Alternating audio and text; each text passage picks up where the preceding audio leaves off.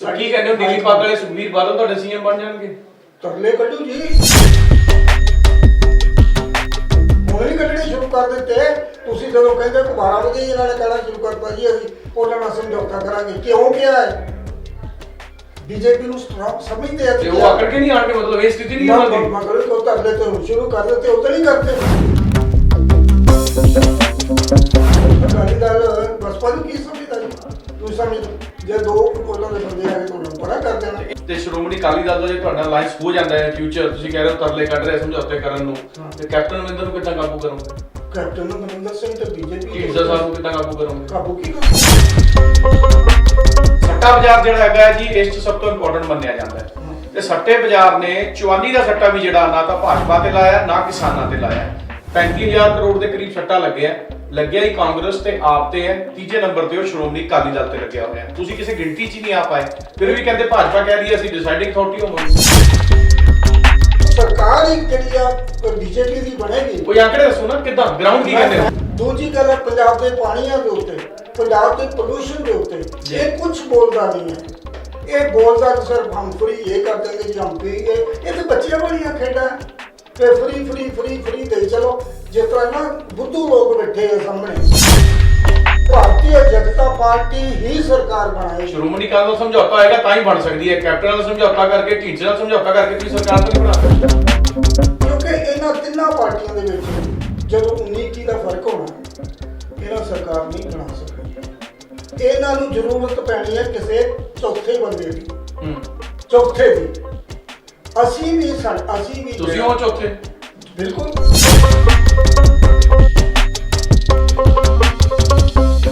ਤੁਸੀਂ ਵੀ ਲੋੜ ਪੈਣ ਤੇ ਕਾਂਗਰਸ ਨਾਲ ਸਮਝੌਤਾ ਕਰ ਜਾਓਗੇ? ਨਹੀਂ, ਆਪ ਨਾਲ ਕਰ ਜਾਓਗੇ? ਨਹੀਂ। ਤੁਸੀਂ ਕੀ ਕਰੋਗੇ? ਜਿੱਦਾਂ ਕਰਨਾਟਕਾ 'ਚ ਕੀਤਾ ਸੀਗਾ, 28 ਐਮਐਲਏ ਵਿਰੋਧੀ ਸੀਗੇ, 3 ਤੁਹਾਡੇ ਸੀਗੇ, ਤਾਂ ਤੁਹਾਡੀ ਸਰਕਾਰ ਬਣ ਗਈ। ਜਿੱਦਾਂ ਐਮਪੀ 'ਚ ਕੀਤਾ ਸੀ, ਜਿੱਦਾਂ ਮਹਾਰਾਸ਼ਟਰ 'ਚ ਕੀਤਾ, ਗੋਆ 'ਚ ਕੀਤਾ।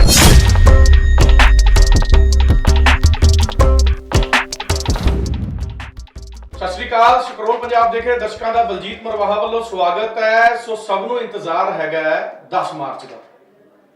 6 ਦਿਨਾਂ ਦੇ ਬਾਅਦ ਪੰਜਾਬ ਦੇ ਵਿੱਚ ਇੱਕ ਨਵੀਂ ਵਜ਼ਾਰਤ ਆ ਜਾਏਗੀ। ਸਾਰੇ ਲੋਕ ਇਹ ਦੇਖ ਰਹੇ ਨੇ ਕਿ ਰਵਾਇਤੀ ਪਾਰਟੀਆਂ ਮੁੜ ਕਾਬਜ਼ ਹੋਣਗੀਆਂ ਜਾਂ ਕਿਸੇ ਨਵੀਂ ਪਾਰਟੀ ਨੂੰ ਮੌਕਾ ਮਿਲੇਗਾ, ਜਾਂ ਫਿਰ ਜਿਹੜੇ ਰਾਜਨੀਤਿਕ ਪਾਰਟੀਆਂ ਦੇ ਅਲਾਈਅੰਸ ਹੋਏ ਨੇ, ਸਮਝੌਤੇ ਗਠਬੰਧਨ ਹੋਏ ਨੇ, ਉਹ ਕੁਝ ਆਪਣੀ ਜਿਹੜਾ ਹੈਗਾ ਮੁੱਖ ਭੂਮਿਕਾ ਨਿਭਾਣਗੇ। ਕਾਊਂਟਡਾਊਨ ਸ਼ੁਰੂ ਹੈਗਾ।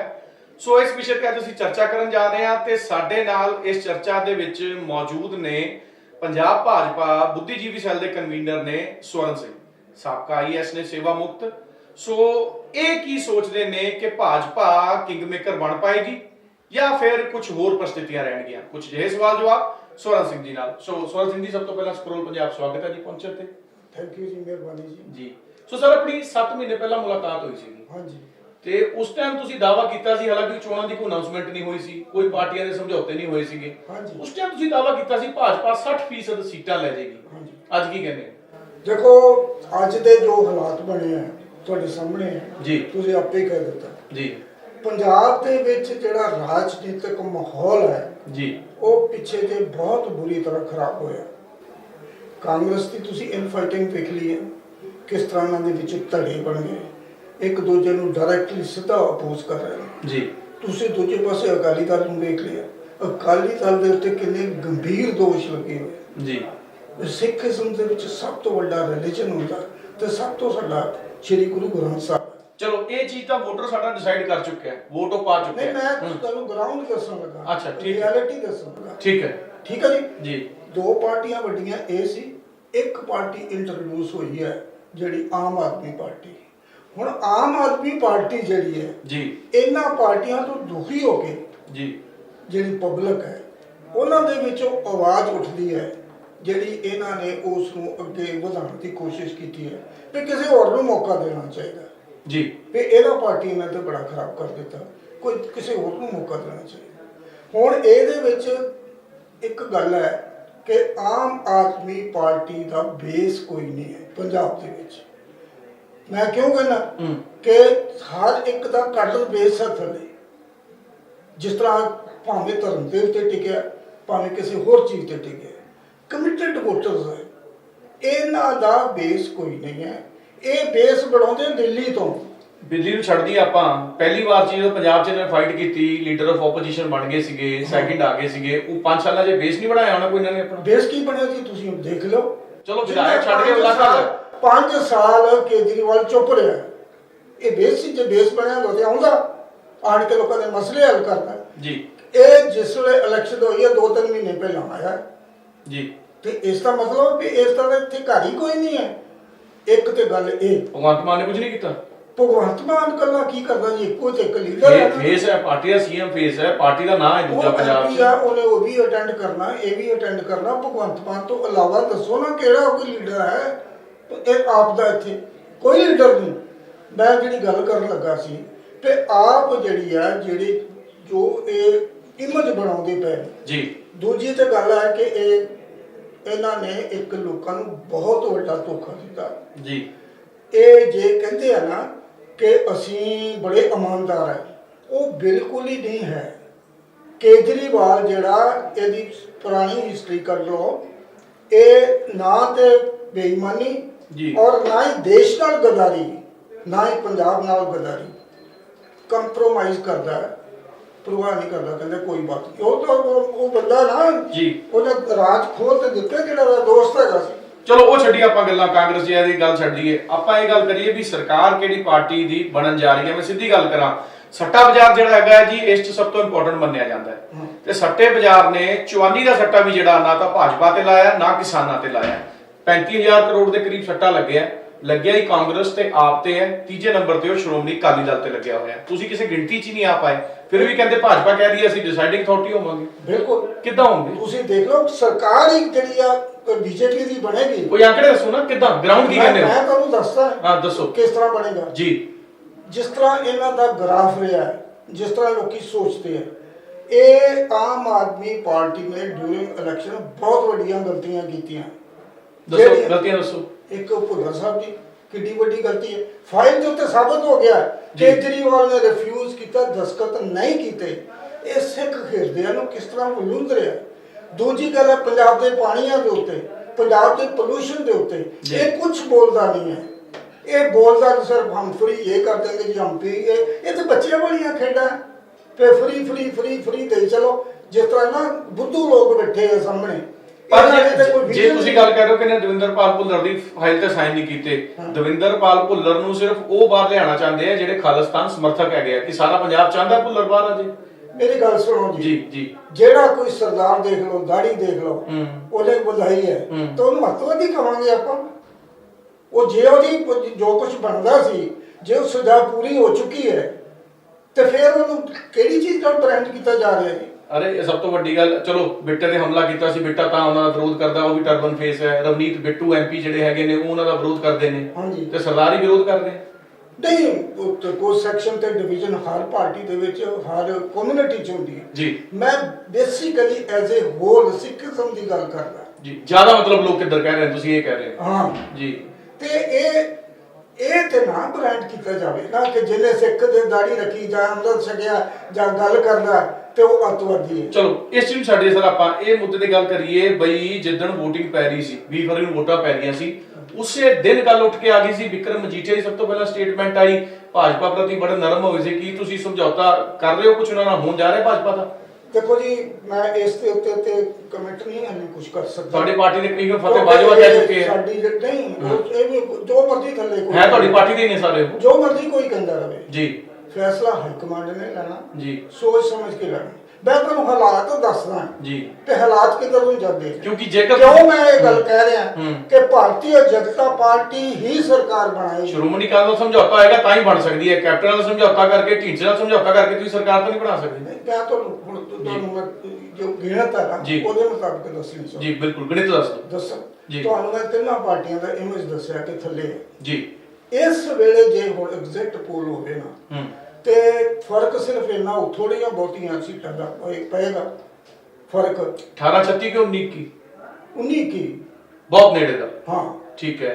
ਆਮ ਆਦਮੀ ਪਾਰਟੀ, ਅਕਾਲੀ ਦਲ ਤੇ ਕਾਂਗਰਸ ਦਾ ਜੀ। ਕਿਉਂਕਿ ਕਾਂਗਰਸ ਤੇ ਅਕਾਲੀ ਦਲ ਇਹਨਾਂ ਨੇ ਇਮੇਜ ਖਰਾਬ ਕੀਤਾ ਤੇ ਆਮ ਆਦਮੀ ਪਾਰਟੀ ਨੇ ਹੁਣ ਕਰ ਲਿਆ ਜੀ। ਇਹਨਾਂ ਦਾ ਇੰਨਾ ਕੁ ਫਰਕ ਰਿਹਾ ਇੱਕ ਦੂਜੇ ਦੇ ਕੋਲ। ਚੌਥਾ ਜਿਹੜਾ ਵੱਡਾ ਫੈਕਟਰ ਉਹ ਬੀਜੇਪੀ ਦਾ ਆ ਰਿਹਾ। ਬੀਜੇਪੀ ਨੂੰ ਸਾਰੇ ਲੋਕ ਸਮਝਦੇ ਸੀ ਜਿਸ ਤਰ੍ਹਾਂ ਹੁਣ ਤੁਸੀਂ ਕਹੀ ਜਾਂਦੇ ਹੋ ਸੱਟੇ ਲੱਗੇ ਆ ਜੀ। ਇਹ ਪਿਛਲੀਆਂ ਸਾਰੀਆਂ ਫੇਲ ਹੋ ਗਈਆਂ ਨਾ, ਜੋ ਵੀ ਸੋਚਦੇ ਸੀ ਬੀਜੇਪੀ ਬਾਰੇ ਆ ਗਈ ਨਾ ਬੀਜੇਪੀ ਉੱਤੇ। ਨਫ਼ਰਤ ਤਾਂ ਨਹੀਂ ਕੱਟੀ ਗਈ? ਨਫ਼ਰਤ ਉਹ ਤੇ ਜੇ ਕੁਝ ਸੈਕਸ਼ਨ ਹੈ ਜਿਹੜੇ ਸਮਾਜ ਦੇ ਵਿੱਚ ਨਫ਼ਰਤ ਫੈਲਾਉਂਦੇ ਆ, ਹਿੰਦੂ ਸਿੱਖ ਦਾ ਮਸਲਾ ਖੜਾ ਕਰਦਾ ਹੈ, ਉਹ ਪਾਰਟੀ ਦਾ ਕਸੂਰ ਨਹੀਂ ਹੈ।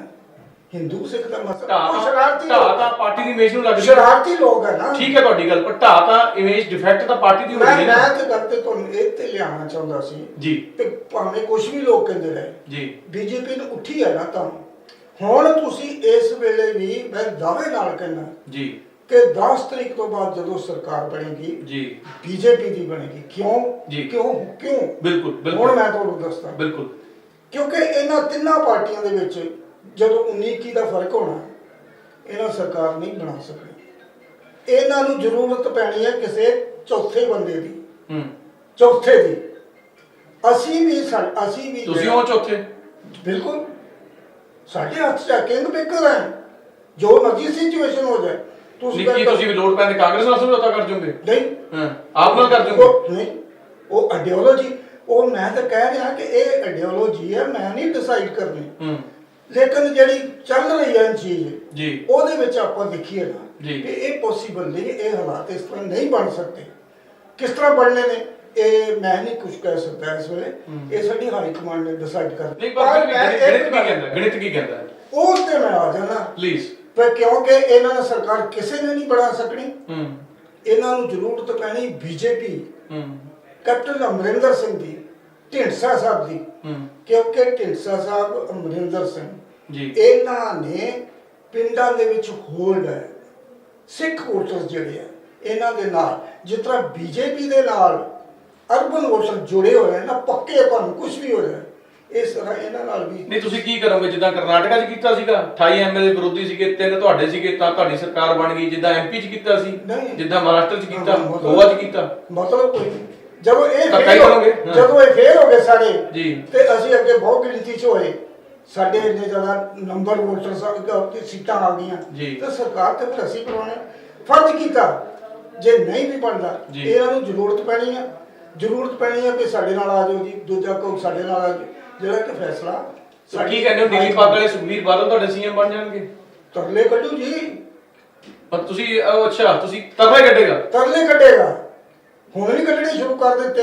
ਤੁਸੀਂ ਜਦੋਂ ਕਹਿੰਦੇ ਕਿ 12 ਵਜੇ ਇਹਨਾਂ ਨੇ ਕਹਿਣਾ ਸ਼ੁਰੂ ਕਰਤਾ ਜੀ ਅਸੀਂ ਉਹਨਾਂ ਨਾਲ ਸਮਝੌਤਾ ਕਰਾਂਗੇ। ਕਿਉਂ ਕਿਹਾ ਹੈ? ਬੀਜੇਪੀ ਨੂੰ ਸਟਰੋਂਗ ਸਮਝਦੇ ਆ ਤੇ ਉਹ ਆਕੜ ਕੇ ਨਹੀਂ ਆਣਗੇ, ਮਤਲਬ ਇਹ ਸਥਿਤੀ ਨਹੀਂ ਹੋਣੀ। ਮਤਲਬ ਕਿ ਤਰਲੇ ਤੋਂ ਸ਼ੁਰੂ ਕਰ ਦਿੱਤੇ, ਉਦੋਂ ਨਹੀਂ ਕਰਤੇ। ਜਦੋਂ ਬੰਦਾ ਪਹਿਲੇ ਦਿਨ ਹੀ ਇਹ ਕਹਿਣਾ ਸ਼ੁਰੂ ਕਰ ਦੇਵੇ, ਤੁਹਾਨੂੰ ਤਰਲੇ ਨਹੀਂ ਤੁਸੀਂ ਸਮਝਦੇ। ਕੋਈ ਆਕੜ ਹੈ ਇਹਦੇ 'ਚ?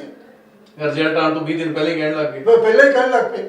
ਇਸ ਕਰਕੇ ਭਾਰਤੀ ਜਨਤਾ ਪਾਰਟੀ ਦੀ ਸਰਕਾਰ ਬਣਨੀ ਹੈ। ਨਹੀਂ ਤੇ ਬਸਪਾ ਨੂੰ ਕਿੱਦਾਂ ਕੁਝ ਕਰੋਗੇ? ਬਸਪਾ ਵੀ ਨਾਲ ਆਏਗੀ। ਬਸਪਾ ਦੇ ਪੱਲੇ ਕੱਖ ਨਹੀਂ, ਉਹਨਾਂ ਦੇ ਸੀਟਾਂ ਹੀ ਕੁਝ ਨਹੀਂ ਆਉਣੀਆਂ। ਉਹ ਅਕਾਲੀ ਦਲ ਨੇ ਲੈਣਾ, ਉਹਨਾਂ ਨੇ ਇਗਨੋਰ ਕਰ ਦੇਣਾ। ਅਕਾਲੀ ਦਲ ਬਸਪਾ ਨੂੰ ਕੀ ਸਮਝਦਾ ਜੀ? ਤੁਸੀਂ ਸਮਝਦੇ ਜੇ 2 ਉਹਨਾਂ ਦੇ ਬੰਦੇ ਆ ਗਏ ਤਾਂ ਉਹਨਾਂ ਨੂੰ ਪਰਾਂ ਕਰ ਦੇਣਾ। ਅੱਛਾ, ਤੁਸੀਂ ਕੀ ਸਮਝਦੇ ਹੋ ਵੀ ਕੈਪਟਨ ਨਾਲ ਤੁਹਾਡਾ ਅਲਾਈਅੰਸ ਹੋਇਆ ਜਾਂ ਢੀਂਡਸਾ ਨਾਲ ਹੋਇਆ, ਇਹਦਾ ਤੁਹਾਨੂੰ ਫਾਇਦਾ ਮਿਲਿਆ? ਬਹੁਤ ਜ਼ਿਆਦਾ। ਕਿਉਂਕਿ ਇਸ ਕਰਕੇ ਮੈਂ ਕਹਿੰਦਾ ਭਾਰਤੀ ਜਨਤਾ ਪਾਰਟੀ ਦਾ ਹੋਲਡ ਅਰਬਨ ਏਰੀਆ 'ਚ ਸੀ।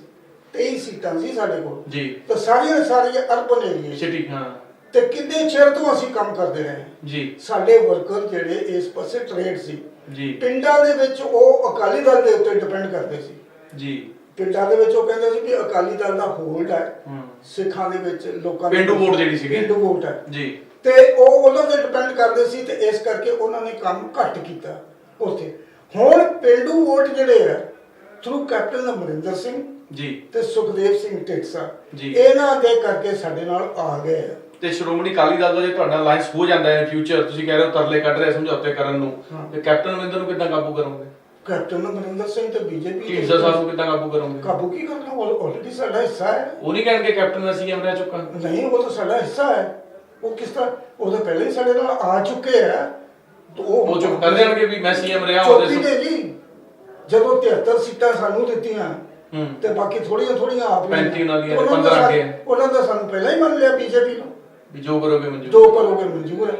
ਇਸ ਕਰਕੇ ਭਾਈ ਸਾਹਿਬ ਤੁਸੀਂ ਤੁਹਾਡੀ ਵੀ ਤਾਂ ਮਜਬੂਰੀ ਹੋਏਗੀ, ਤੁਹਾਨੂੰ ਵੀ ਸ਼੍ਰੋਮਣੀ ਅਕਾਲੀ ਦਲ ਨਾਲ ਫਿਰ ਤੁਹਾਡੇ ਪੈਰ ਨਹੀਂ ਲੱਗਣੇ, ਸੁਖਬੀਰ ਨੂੰ ਬਣਾਉਣਾ ਮਜਬੂਰੀ ਨਹੀਂ ਹੋ ਜਾਏਗੀ? ਨਹੀਂ, ਮਜਬੂਰੀ ਕੀ ਹੋਊਗੀ ਮੁੜ ਕੇ? ਇਹ ਹੈ ਕਿ ਮਜਬੂਰੀ ਨਹੀਂ ਹੋਊਗੀ ਜੀ। ਸਾਡੀ ਜਦੋਂ ਸਾਡੇ ਹੱਥ ਪਾਵਰ ਆ ਗਈ ਜੀ, ਸਾਡੇ ਹੱਥ ਗੇਮ ਆ ਗਈ, ਉਹਨਾਂ ਕਈਆਂ ਨੇ ਭੱਜਣਾ ਸਾਡੇ ਵੱਲ, ਚੁੰਬਕ ਤੁਹਾਡੇ ਕੋਲ ਹੈ, ਖਿੱਚੇ ਚੁੰਬਕ ਸਾਡੇ ਵੱਲ ਖਿੱਚੇ ਤੇ ਹੋਣਗੇ। ਸਾਡੀ ਕਾਹਦੀ ਫਿਰ ਮਜਬੂਰੀ ਜੇ ਚੁੰਬਕ ਸਾਡੇ ਹੱਥ 'ਚ ਆ ਗਿਆ। ਠੀਕ ਇਸ ਕਰਕੇ ਮੈਂ ਤੇ ਬਹੁਤ ਕੌਨਫੀਡੈਂਟ ਹਾਂ, ਸਾਡੀ ਪਾਰਟੀ ਬਹੁਤ ਕੌਨਫੀਡੈਂਟ ਹੈ। ਤੁਸੀਂ ਆਪ ਨੇ ਜੇ ਉਹਨਾਂ ਦੀ ਸਟੇਟਮੈਂਟ ਵੀ ਸੁਣੀ ਹੈ, ਸਾਡੇ ਪ੍ਰਧਾਨ ਦੀ ਇੰਟਰਵਿਊ ਲਈ ਉਹਨਾਂ ਨੇ ਜੀ, ਤੇ ਮੈਂ ਵੀ ਇਸ ਗੱਲ ਦਾ ਕੌਨਫੀਡੈਂਟ ਹੈ ਕਿ ਪੰਜਾਬ ਦੇ ਵਿੱਚ ਭਾਰਤੀ ਜਨਤਾ ਪਾਰਟੀ ਦੀ ਸਰਕਾਰ ਬਣੇਗੀ। ਸੋ ਇਹ ਜੇ ਗੱਲ ਕਰੀਏ ਸਰ, ਇਹ ਕਿੱਥੇ ਜਾ ਕੇ ਸੰਭਵ ਲੱਗਦਾ ਤੁਹਾਨੂੰ ਸਰਕਾਰ ਬਣੇਗੀ? ਜਦੋਂ ਬਾਕੀ ਪਾਰਟੀਆਂ ਆਪ ਦੀ ਕਾਂਗਰਸ ਦੀ ਗੱਲ ਕਰ ਰਹੀ ਹੈ 50 ਤੋਂ ਥੱਲੇ ਲੈਂਦੀਆਂ ਤਾਂ ਹੀ ਇਹ ਚੀਜ਼ ਹੋ ਸਕਦੀ ਹੈ। ਉਹ ਲੈਣੀ ਹੈ ਹੀ ਉਹਨਾਂ ਨੇ, ਜ਼ਿਆਦਾ ਜੇ ਇੰਡੀਪੈਂਡੈਂਟ ਆ ਜਾਂਦੀ ਹੈ ਕਿਸੇ ਨੂੰ। ਇੰਡੀਪੈਂਡੈਂਟ ਕਿਹਨੂੰ ਆਣੀ ਹੈ? ਨਹੀਂ ਕੋਈ ਸਥਿਤੀ ਲੱਗਦੀ, ਮੈਂਡੇਟ ਨਹੀਂ ਹੈ ਕੋਈ ਨਹੀਂ, ਮੈਂਡੇਟ ਨਹੀਂ ਮਿਲਣਾ ਕਿਸੇ ਨੂੰ। ਨਾ ਨਾ ਮਤਲਬ ਕੋਈ ਇਹ ਤਿੰਨਾਂ ਦਾ ਹੀ ਹੈ, ਤਿੰਨਾਂ ਨੂੰ ਅਸੀਂ ਢਾਹ ਲੈਣਾ ਕੱਲਿਆਂ ਨੇ। ਕੱਲਿਆਂ ਨੇ। ਅੱਛਾ। ਕਿਉਂਕਿ ਅਸੀਂ ਐਸੇ ਫੈਕਟਰ ਚ ਆ ਰਹੇ ਹਾਂ, ਚੁੰਬਕ ਬਣ ਕੇ ਆ ਰਹੇ ਹਾਂ, ਕਿੰਗ ਮੇਕਰ ਬਣ ਕੇ ਆ ਰਹੇ ਹਾਂ। ਜੇ ਕਿੰਗ ਮੇਕਰ ਦੇ ਨਾਲ ਕੋਈ ਆਣ ਕੇ ਰਹਿੰਦਾ ਹੈ ਤੇ ਪਹਿਲਾਂ ਜਿਹੜਾ ਕਿੰਗ ਹੈ ਤੇ ਜੇ ਫਰਜ਼ ਕਰੋ ਕੋਈ ਹੋਰ ਜਿਹੜੇ ਐਮਐਲਏ ਜਿੱਤ ਜਾਂਦੇ ਉਹ ਸਮਰਥਨ ਦਿੰਦੇ ਆ ਜੇ ਆਪ ਨੂੰ ਦੇਣ ਜਾਂ ਕਾਂਗਰਸ ਨੂੰ ਦੇਣ, ਤੇ ਤੁਸੀਂ ਫਿਰ ਕੀ ਉਹ ਸੈਂਟਰ ਦਾ ਦਬਕਾ ਚਲਾਉਂਗੇ ਉਹਨਾਂ ਤੇ? ਨਹੀਂ, ਦਬਕਾ ਕੋਈ ਨਹੀਂ। ਇਹ ਗੱਲ ਇਹ ਹੁੰਦੀ ਹੈ ਕਹਿੰਦੇ ਨਾ ਕੋਈ ਰਾਜਨੀਤੀ ਹਰ ਸਾਮਦਾਨ ਦੰਡ ਭੇਦ ਹਰ ਚੀਜ਼ ਵਰਤੋਂਗੇ। ਨਹੀਂ, ਰਾਜਨੀਤੀ ਦੇ ਵਿੱਚ ਗੱਲ ਇਹ ਹੁੰਦੀ ਹੈ ਜੀ ਕਿ ਜਿਹੜਾ ਬੰਦਾ ਪਾਵਰਫੁਲ ਹੈ ਨਾ ਜੀ, ਉਹਦੇ ਵੱਲ ਅਟਰੈਕਟ ਹੋ ਕੇ ਸਾਰੇ ਭੱਜਦੇ ਨੇ ਵੀ ਅਸੀਂ ਵੀ ਸਰਕਾਰ ਦਾ ਹਿੱਸਾ ਬਣ ਜਾਈਏ, ਸਾਨੂੰ ਵੀ ਕੁਝ ਮਿਲੇਗਾ, ਤਾਂ ਆਟੋਮੈਟਿਕਲੀ ਉਹ ਕਨਸੈਂਟਰੇਟ ਹੋ ਜਾਂਦੀ ਹੈ ਪਾਵਰ। ਸਾਨੂੰ ਜ਼ਰੂਰਤ ਨਹੀਂ ਹੈ ਕਿਸੇ ਵੀ ਤਰੀਕੇ ਦਾ ਕੋਈ ਹੱਥਕੰਡਾ ਵਰਤਣ ਦੀ। ਇਸ ਕਰਕੇ ਬੜਾ ਨੈਚੁਰਲ ਪ੍ਰੋਸੈਸ ਦੇ ਨਾਲ ਭਾਰਤੀ ਜਨਤਾ ਪਾਰਟੀ ਆ ਰਹੀ ਹੈ। ਔਰ ਤੁਸੀਂ ਥੋੜੇ ਦਿਨਾਂ ਦੀ ਗੱਲ ਰਹਿ ਗਈ, ਬਹੁਤੀ ਤਾਂ ਗੱਲ 6 ਦਿਨ ਪਏ, ਇਹ ਸਾਰਿਆਂ ਦੇ ਜਿੰਨੇ ਅੰਦਾਜ਼ੇ ਫੇਲ ਹੋ ਜਾਣੇ। ਤੁਹਾਡਾ ਕੋਈ ਬਣੇਗਾ ਵੀ ਡਿਪਟੀ ਸੀਐਮ ਜੇ ਸੁਖਬੀਰ ਬਾਦਲ ਅਲਾਈਅੰਸ ਕਰਕੇ ਸੀਐਮ ਬਣਦੇ ਆ? ਸਾਡੀਆਂ ਜੇ ਸਾਰਿਆਂ ਤੋਂ ਵੱਧ ਸੀਟਾਂ ਹੀ ਸਾਡੀਆਂ ਹਨ ਤੇ ਸੀਐਮ ਤੇ ਭਾਰਤੀ ਜਨਤਾ ਪਾਰਟੀ ਦਾ ਬਣੂਗਾ। ਫਿਰ ਸੁਖਬੀਰ ਸੀਐਮ ਨਹੀਂ ਹੋਏਗਾ? ਇਹ ਮੈਂ ਨਹੀਂ ਇਸ ਗੱਲ ਬਾਰੇ ਕੁਝ ਕਹਿ ਸਕਦਾ। ਅੱਛਾ, ਸੀਐਮ ਕੌਣ ਹੋਏਗਾ? ਪਰ ਜਿਹੜਾ ਵੀ ਵੱਡਾ ਇਸ਼ੂ ਹੈ, ਵੱਡਾ ਇਸ਼ੂ ਭਾਜਪਾ ਸ਼ਾਇਦ ਸੋਚਿਆ ਸੀ ਕਿ ਹਿੰਦੂ ਸੀਐਮ ਲਾ ਦਿੰਦੇ ਆ, ਕੈਪਟਨ ਕਵੇ ਕਿ ਮੇਰਾ ਬੰਦਾ ਵੀ ਡਿਪਟੀ ਸੀਐਮ ਲਾਓ। ਇਹ ਇਸ਼ੂ ਵੱਡਾ ਹੈ। ਅੱਛਾ, ਇਹਦਾ ਸਾਡੀ ਹਾਈ ਕਮਾਂਡ ਨੇ ਡਿਸਾਈਡ ਕਰਨਾ। ਠੀਕ ਹੈ, ਪਰ ਕਮਾਂਡ ਸੀਐਮ ਬਣਾਉਣ ਦੀ ਸਾਡੇ ਹੱਥ 'ਚ ਹੋ। ਤੇ ਮਤਲਬ ਇਹਦਾ ਤੁਸੀਂ ਗਣਿਤ ਹੈ ਜਿਹੜਾ ਇਹਦੇ ਆંકੜੇ ਸਿਰਫ ਇਸੇ ਬੇਸ ਤੇ ਕਹਿ ਰਹੇ ਹੋ ਵੀ ਜੇਕਰ ਕਾਂਗਰਸ ਤੇ ਆਪ 50 ਤੋਂ ਥੱਲੇ ਸੀਟਾਂ ਲੈ ਕੇ ਜਾਂਦੇ ਆ ਤੇ ਆਪਣਾ ਉਸ ਤੋਂ ਬਾਅਦ ਜੇ ਤੁਹਾਡਾ ਸ਼੍ਰੋਮਣੀ ਅਕਾਲੀ ਦਲ ਅਲਾਈਅੰਸ ਹੋ ਜਾਂਦਾ, 5 ਪਾਰਟੀਆਂ ਇਕੱਠੀਆਂ ਹੋ ਜਾਂਦੀਆਂ, ਜੇ ਮਤਲਬ 3 ਹੈਗੀਆਂ ਜਾਂ 2 ਹੋਰ ਹੋ ਜਾਣਗੀਆਂ, ਫਿਰ ਤੇ 100% ਬਣੀ ਤੇ ਔਰ ਉਹਦੇ ਵਿੱਚ ਵੀ ਤੁਹਾਨੂੰ ਕਿਹਾ ਜੀ ਕਿ ਮੈਗਨੇਟ ਜਿਹੜੀ ਭਾਰਤੀ ਜਨਤਾ ਪਾਰਟੀ ਹੋ, ਕਿਉਂਕਿ ਸੈਂਟਰ ਦੇ ਜਿਹੜਾ ਕੇਂਦਰ 'ਚ ਬੈਠੇ, ਇਸ ਕਰਕੇ ਕੇਂਦਰ 'ਚ ਬੈਠੇ, ਉਹ ਬਹੁਤ ਵੱਡਾ ਪ੍ਰਭਾਵ। ਮੈਂ ਤਾਂ ਪੰਜਾਬ ਤੋਂ ਵੀ ਇਹ ਰਿਕੁਐਸਟ ਕਰਦਾ ਕਿ ਬੀਜੇਪੀ ਨੂੰ ਅੱਗੇ ਲਿਆਉਣਾ ਚਾਹੀਦਾ। ਕਿਉਂਕਿ ਜੇ ਦੇਖੋ ਤਾਲਮੇਲ ਹੋਏਗਾ ਨਾ, ਹੁਣ ਕੀ ਹੈ ਕਿ ਤੇ ਮੰਦਭਾਗੀ ਗੱਲ ਹੈ ਕਿ ਸਟੇਟਾਂ ਦਾ ਜਿਹੜਾ ਸੈਂਟਰ ਦੇ ਨਾਲ ਬਹੁਤਾ ਜ਼ਿਆਦਾ ਰਾਬਤਾ ਨਹੀਂ ਰਿਹਾ। ਉਹ ਰਾਬਤਾ ਨਾ ਰਹਿਣ ਕਰਕੇ ਸਾਨੂੰ ਉੱਪਰੋਂ ਫੰਡ ਨਹੀਂ ਆਏ, ਸਾਨੂੰ ਉੱਪਰੋਂ ਪ੍ਰੋਜੈਕਟ ਨਹੀਂ ਆਏ, ਸਾਨੂੰ ਪੰਜਾਬ ਨੂੰ ਕੁਝ ਨਹੀਂ ਮਿਲਿਆ, ਵਿਕਾਸ ਨਹੀਂ ਹੋ ਪਾਇਆ। ਯੂਪੀ ਦੇ ਵਿੱਚ ਵੇਖੋ ਕਿੰਨਾ ਵਿਕਾਸ ਹੋ ਗਿਆ, ਡਬਲ ਇੰਜਨ ਸੀ ਉੱਥੇ। ਤੇ ਜੇ ਇੱਥੇ ਵੀ ਅਸੀਂ ਡਬਲ ਇੰਜਨ ਲੈ ਆਂਦਾ ਪਾਵਰ, ਤੇ ਮੋਦੀ ਸਾਹਿਬ ਤੇ ਕਹਿ ਹੀ ਗਏ ਕਿ ਮੈਨੂੰ ਦੁੱਖ ਹੈ ਇਸ ਗੱਲ ਦਾ, ਅਫਸੋਸ ਹੈ ਇਸ ਗੱਲ ਦਾ ਕਿ ਮੈਂ ਸਟੇਟ ਦੀ ਡਿਵੈਲਪਮੈਂਟ ਵਾਸਤੇ ਨਹੀਂ ਕੁਝ ਕਰ ਸਕਿਆ, ਮੇਰਾ ਮਨ ਹੈ ਕਰਨ ਵਾਸਤੇ। ਤੇ ਹੜ ਦੇਖਿਓ ਤੁਸੀਂ ਪ੍ਰੋਜੈਕਟ ਦਾ ਤੇ ਫੰਡਸ ਦਾ, ਕਿੰਨਾ ਪੰਜਾਬ ਵਾਸਤੇ ਸਭ ਤੋਂ ਫਾਇਦੇਮੰਦ ਭਾਰਤੀ ਜਨਤਾ ਪਾਰਟੀ ਹੈ ਇਸ ਵੇਲੇ। ਅੱਛਾ, ਤੇ ਤੁਹਾਨੂੰ ਇਹੀ ਲੱਗਦਾ ਆਧਾਰ ਵੀ ਉਹ 50 ਤੋਂ ਥੱਲੇ ਆਣਗੇ ਤੇ ਉਸ ਤੋਂ ਬਾਅਦ ਤੁਸੀਂ ਜਿਹੜਾ ਹੈਗਾ ਅਥਾਰਟੀ ਬਣ ਜਾਓਗੇ? ਅਥਾਰਟੀ ਹੈ ਜੀ। ਇੰਨਾ ਜਦੋਂ ਮਾਹੌਲ ਖਰਾਬ ਰਿਹਾ, ਕਿਸਾਨੀ ਅੰਦੋਲਨ ਕਰਕੇ ਕਿਸੇ ਵੀ ਵਜ੍ਹਾ ਕਰਕੇ, ਦੇਖੋ ਗੱਲ ਇਹ ਹੈ ਸਾਨੂੰ ਤੇ ਇਹ ਬਿਲਕੁਲ ਇਹ ਵੀ ਉਮੀਦ ਹੈ ਔਰ ਉਹ ਉਮੀਦ ਪੂਰੀ ਹੋਏਗੀ ਕਿ ਅਸੀਂ ਇਹਨਾਂ ਤਿੰਨਾਂ ਤੋਂ ਜਿਹੜਾ ਉੱਪਰ ਆ ਜਾਈਏ ਰਲ ਕੇ। ਸਾਡੀ ਜਿਹੜੀ ਹੈ ਨਾ ਅਲਾਈਅੰਸ, ਤੁਹਾਡਾ ਸਾਡੀ ਜਿਹੜੀ ਆਪਣੀ ਐਸਟੀਮੇਸ਼ਨ ਹੈ ਨਾ ਜੀ, ਇਹ ਅਸੀਂ ਖੁਦ ਆਪਣੀ ਜਿਹੜੀ ਹੈ ਨਾ, ਜਿਹੜੇ ਸਾਡੇ 2 ਅਲਾਈਅੰਸ ਹੈਗੇ, ਅਸੀਂ ਤਿੰਨੇ ਮਿਲ ਕੇ ਸਰਕਾਰ ਬਣਾ ਸਕੀਏ। ਸਾਡੀ ਆਪਣੀ ਅਸੈਸਮੈਂਟ ਹੈ, ਸਾਡਾ ਆਪਣਾ ਸਰਵੇ ਹੈ। ਕਿਸਾਨ ਪ੍ਰਭਾਵਿਤ ਨਹੀਂ ਕਰਨਗੇ, ਕਿਸਾਨਾਂ ਨੇ ਖਰਾਬ ਨਹੀਂ ਕੀਤਾ, ਕਿਸਾਨਾਂ ਦਾ ਸਾਰਿਆਂ ਨਾਲ ਇੱਕੋ ਜਿਹਾ, ਭਾਵੇਂ ਆਪ ਵੀ ਖਰਾਬ ਹੋ ਗਏ, ਹੁਣ ਲੋਕ ਕਹਿ ਰਹੇ ਸਾਰਿਆਂ ਨਾਲ ਇੱਕੋ ਜਿਹਾ ਰਿਹਾ। ਕਿਸਾਨਾਂ ਦਾ ਫੈਕਟਰ ਜਿਹੜਾ ਫੈਕਟਰ ਹੀ ਨਹੀਂ ਰਿਹਾ, ਕਾਊਂਟ ਹੀ ਨਹੀਂ ਕੀਤਾ ਨਾ ਕਿਸੇ ਨਾਲ ਵੀ, ਬੀਜੇਪੀ ਦੇ ਨਾਲ ਵੀ ਜਾਂ ਭਾਰਤੀ ਜਨਤਾ ਪਾਰਟੀ ਨਾਲ ਵੀ, ਕਾਂਗਰਸ ਨਾਲ ਵੀ, ਅਕਾਲੀਆਂ ਦੇ ਨਾਲ ਵੀ ਗਿਲਾ, ਉਹ ਉਹਨਾਂ ਦਾ ਫੈਕਟਰ ਤੇ ਫੈਕਟਰ ਹੀ ਨਹੀਂ ਰਿਹਾ। ਇਸ ਕਰਕੇ ਮੈਨੂੰ ਪਹਿਲੀ ਉਮੀਦ ਤੇ ਇਹ ਹੈ ਕਿ ਭਾਰਤੀ ਜਨਤਾ ਪਾਰਟੀ ਆਪਣੀ ਸਰਕਾਰ ਬਣਾਏਗੀ। ਇੰਨੇ ਜ਼ਿਆਦਾ ਨੰਬਰ ਆ ਜਾਣਗੇ, ਸਾਡਾ ਐਸਟੀਮੇਸ਼ਨ ਹੈ। ਜੇ ਨਾ ਫਰਜ਼ ਕੀਤਾ ਇਸ ਤਰ੍ਹਾਂ ਦੀ ਸਿਚੁਏਸ਼ਨ ਆਉਂਦੀ, ਫਿਰ ਅਸੀਂ ਕਿੰਗ ਮੇਕਰ ਹੋਵਾਂਗੇ।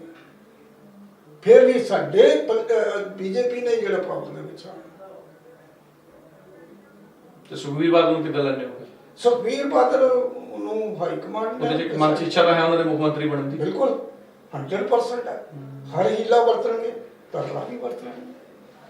ਤਰਲੇ ਤੁਸੀਂ ਕਹਿ ਰਹੇ ਹੋ ਵੀ ਕਰਦੇ ਪਏ ਅੱਜ ਕੱਲ੍ਹ? ਹਾਂ ਤਾਂ ਸਾਡੇ ਸਾਹਮਣੇ ਜੀ, ਮੈਂ ਤੇ ਬਿਲਕੁਲ ਬਾਜਵਾ ਤੁਹਾਡੇ ਪਾਰਟੀ ਦੇ ਵਿਧਾਇਕ ਜਿਹੜੇ ਕਹਿ ਚੁੱਕੇ ਨੇ ਵਿਧਾਇਕ ਦੀ ਚੋਣ ਲੜੀ ਜਿਹੜੀ ਇਹਨਾਂ ਨੇ। ਉਹ ਡੈਸਪਰੇਟ ਹੈ, ਡੈਸਪਰੇਟ ਹੈ। ਤੇ ਪਹਿਲਾਂ ਅਲਾਈ ਰਹਿ ਵੀ ਹੈ, ਸੁਖਬੀਰ ਬਾਦਲ ਵੀ ਡੈਸਪਰੇਟ ਹੈ। ਹਾਂ, ਭਾਰਤੀ ਜਨਤਾ ਪਾਰਟੀ ਦੇ ਨਾਲ ਇਹ ਵੀ ਹੈ। ਜੀ ਜੀ ਜੀ। ਤੇ ਇਸ ਕਰਕੇ ਜਿਹੜਾ ਮੈਂ ਨਹੀਂ ਸਮਝਦਾ ਕਿ ਭਾਰਤੀ ਜਨਤਾ ਪਾਰਟੀ ਜਿਹੜੀ ਹੈ ਇਹਨਾਂ ਇਲੈਕਸ਼ਨਾਂ ਦੇ ਵਿੱਚ ਕਿਸੇ ਜਗ੍ਹਾ ਤੇ ਵੀ ਇਸ ਨੂੰ ਠੇਸ ਪਹੁੰਚੀ ਹੈ।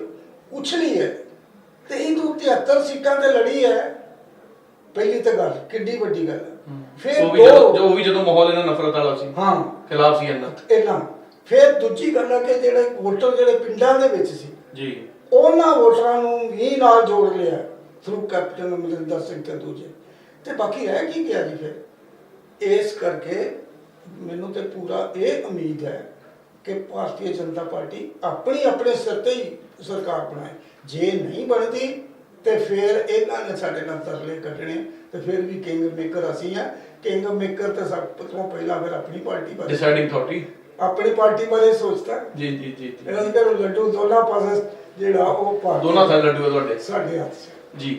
ਸੋ ਦਰਸ਼ਕੋ, ਜੇਕਰ ਆਪਾਂ ਸਵਰਨ ਸਿੰਘ ਜੀ ਦੀ ਗੱਲ ਨੂੰ ਸਹੀ ਮੰਨੀਏ, ਜਿਹੜੇ ਕਿ ਬੁੱਧੀਜੀਵੀ ਸੈੱਲ ਪੰਜਾਬ ਦੇ ਕਨਵੀਨਰ ਨੇ ਭਾਜਪਾ ਦੇ, ਕੇ ਐਤਕੀ ਜੋ ਮਰਜ਼ੀ ਮਾਹੌਲ ਸੀਗਾ ਪੰਜਾਬ ਦੇ ਵਿੱਚ ਵੋਟਾਂ ਪੈਣ ਤੋਂ ਪਹਿਲਾਂ, ਤੇ ਫਿਰ ਉਸ ਤੋਂ ਬਾਅਦ ਹਾਲਾਤ ਇਹ ਨੇ ਕਿ ਜਿਹੜੀ ਅਥਾਰਟੀ ਹੋਏਗੀ, ਡਿਸਾਈਡਿੰਗ ਅਥਾਰਟੀ ਕਿ ਕਿਹੜੀ ਸਰਕਾਰ ਪੰਜਾਬ 'ਚ ਬਣੇ ਜਾਂ ਕਿੰਗ ਮੇਕਰ ਕੌਣ ਹੋਏਗਾ, ਉਹ ਭਾਜਪਾ ਹੋਏਗੀ। ਜਿਹਨੇ ਦਾਅਵੇ ਸੱਚ ਮੰਨ ਲਈਏ, ਪਰ ਉਹ ਸੰਭਵ ਕਦੋਂ ਹੈ? ਜਦੋਂ ਸਿਰਫ 50 ਤੋਂ ਥੱਲੇ ਕਾਂਗਰਸ ਜਾਂ ਆਮ ਆਦਮੀ ਪਾਰਟੀ ਦੀਆਂ ਸੀਟਾਂ ਆਉਣਗੀਆਂ ਤਾਂ।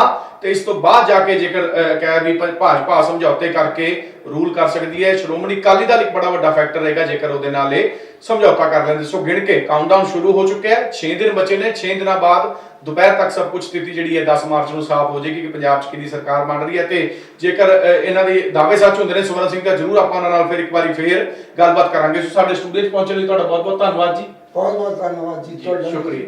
ਸੋ ਹੋਰ ਨਵੀਆਂ ਤੇ ਤਾਜ਼ੀਆਂ ਅਪਡੇਟਸ ਲਈ ਦੇਖਦੇ ਰਹੋ ਸਕਰੋਲ ਪੰਜਾਬ। ਹੁਣ ਦਿਓ ਬਲਜੀਤ ਮਰਵਾਹਾ ਨੂੰ ਇਜਾਜ਼ਤ। ਸ਼ੁਕਰੀਆ।